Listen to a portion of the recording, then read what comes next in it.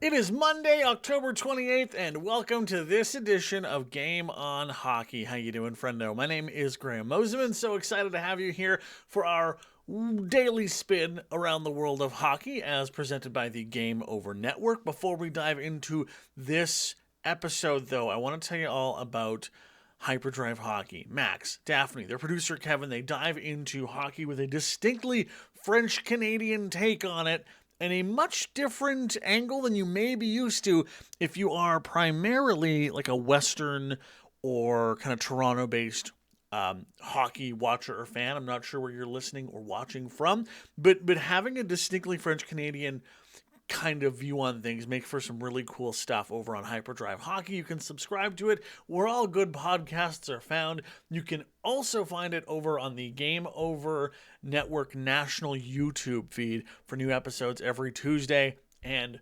Friday. But let's dive into the weekend that was, especially for our Canadian teams, as the Winnipeg Jets remain undefeated on the season. That's incredible. Unsure how long that's going to last. I was talking to a friend in Winnipeg who covers the team, and he was saying that the Jets are operating with a kind of calm confidence that they haven't had since like Paul Maurice had that team at when they were in the Western Conference Final, however many moons ago that was. Everyone is calm, they're dialed in, and they're ready to keep winning games, as the Jets have a really interesting little chunk of schedule coming up, as they're going to be on the Monday night Amazon broadcast against the Maple Leafs tonight. That game at 7:30 Eastern. They then head to go take on the Red Wings, the Blue Jackets, and the Lightning, and then Utah and Colorado. So depending on how this game goes, this could probably be the toughest matchup for the Jets of the next about week or so. Things don't get really spicy until they play the Lightning again on Sunday, and then Utah potentially next Tuesday. So it's well within the realm of possibility that the Winnipeg Jets could continue winning and make this winning streak keep on going. Connor Hellebuck playing out of his mind good on this stretch as well, as the Jets took a 5-3 win against the Flames on Hockey Night in Canada on Saturday. So going from Winnipeg to one of, I will call the most or more hated hockey markets among traditional fans. Not a lot of folks like the Vegas Golden Knights, and if you're a particular focuser on the salary cap side of things, I totally get why all the Mark Stone stuff feels weird, but hey, I'm very much of the opinion that maybe we should just move on, because every team is going to cheat and use that loophole if they can until the NHL closes it. So why harp on some teams for trying to win? I also just am a deeply big fan of Vegas, so that's also a big part of why I'm a big fan. But they released something new just this last week. It is chicken fingers in a Zamboni food thing.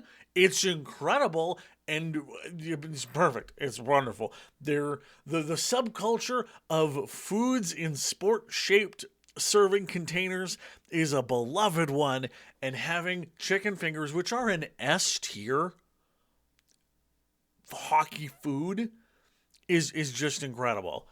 Got into it a little bit with some other folks from the Game Over Network on where chicken fingers rank in terms of best hockey and arena foods. I will hold firm that they're the top level, because A, there's no mess to them, and you get a little dipping sauce, and if you're in Vegas, you can buy them in a commemorative Zamboni that you get to take home. It's perfect. Pizza can be messy. Burgers are too messy.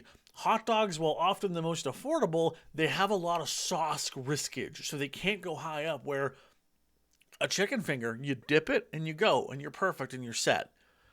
God tier level hockey food. So next time you're in Vegas, make sure to grab yourself the little Zamboni full of chicken fingers, because that's just perfect.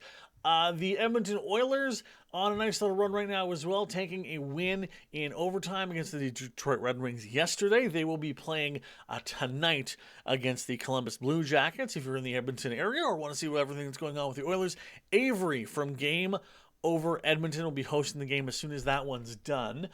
Face-off for the Oilers tonight with Columbus is, I believe, at 6 o'clock. 6 o'clock Edmonton time. Correction, that'll be 5 o'clock Edmonton time, 7 o'clock Eastern. So Avery will be going live around probably 10 Eastern, 8 or so Mountain, if you want to get the big deep dive into how the Oilers did on this particular game. Oilers 4-4-1, Columbus 3-3-1 going into this game tonight. Going to take a quick spin around the rest of the NHL before we wrap up with a story about Marc-Andre Fleury just being the coolest. Tonight you have a crossover for Game Over Winnipeg and Game Over Toronto. That game will be at 5:30 Mountain.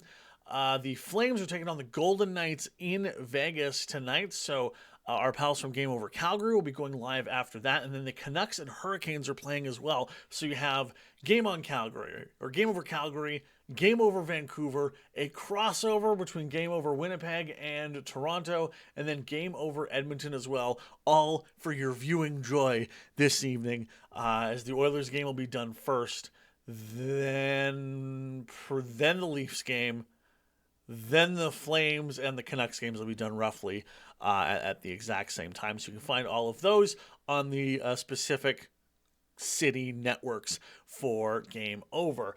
Finally, before we wrap up the show today, I want to tell you all about Marc-Andre Fleury, who's well known as just being the coolest. Man, he's just... the hockey is going to be so much less fun when Marc-Andre Fleury is no longer with the team. There was the Minnesota Wild are in Pittsburgh, and the Penguins XL Hockey Camp was on shortly after the Wild were done their practice. So Marc-Andre Fleury, who is still beloved by Yinzers, which I found out recently is what Pittsburghians call themselves. Feels weird.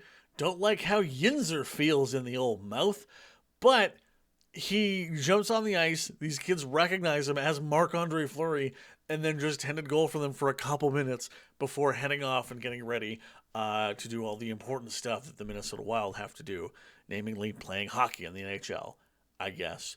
That's adorable. There's few things cooler than NHL players playing with kids of any skill level. So, heck yeah, Marc-Andre Fleury, you're great. Although I will say your pad setup for Minnesota this year, not as loud and gold as it could be. That'll wrap us up for this edition here of Game On Hockey on the Game Over Network. You can find this episode also on YouTube or on any podcast app that you love to use. If you liked this episode, please give us a like on whatever platform you're using. Please give us a review. That is the stuff that really kind of helps these shows go to more and more people every single day. So we will talk tomorrow back here on Game On Hockey. I'm Graham Mosimann. Have yourself a wonderful day, friendo.